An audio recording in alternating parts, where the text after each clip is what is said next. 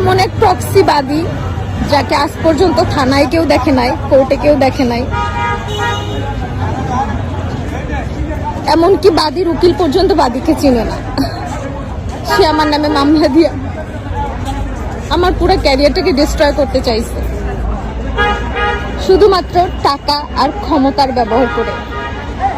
আমি দোয়া করি সেই অফিসারের জন্য, টাকার ক্ষমতা যেন তারে অনেক বছর বাঁচাই রাখে, টাকার ক্ষমতা জানে তার সংসার জীবনে তারে সুখে রাখে, টাকার ক্ষমতা তার অসুস্থ বাবা মাকে যেন সুস্থ করে দেয়, টাকার ক্ষমতার বলে সে যেন সুস্থ সবলভাবে জীবনে অনেক অনেক অনেক অনেক ভালো জীবন যাপন করতে পারে। আমি প্রে করি, আমি দোয়া করি তার জন্য, যে মাকে সে কাঁদাইছে, যে ফ্যামিলিটাকে সে পুরো ডিস্ট্রয় করে দিচ্ছে, সেই অফিসারকে আমি দোয়া করি, আমি দোয়া করি আমার জায়গায় যেন তার না আসতে হয়, আমার জায়গায় যেন আল্লাহ তাকে কোন একদিন না দাঁড় করায়। আমি প্রে করি তার জন্য।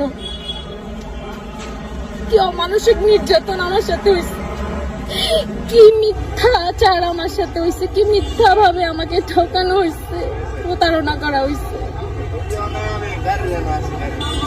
শুধু আমাকে না, আমার পুরো পরিবারটাকে শেষ করে দিচ্ছে।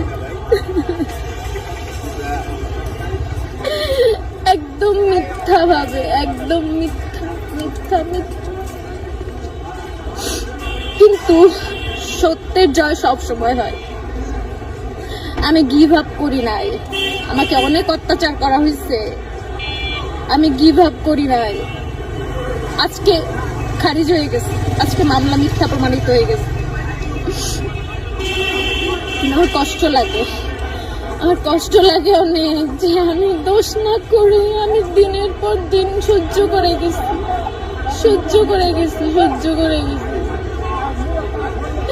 আমি সরি, আমার বাবা মার কাছে আমি সরি, আমার আত্মীয় স্বজন সবার কাছে আমি সরি। আমি তাদের কষ্ট দিচ্ছি, অনেক কষ্ট দিচ্ছি, অনেক কষ্ট দিচ্ছি তাদের।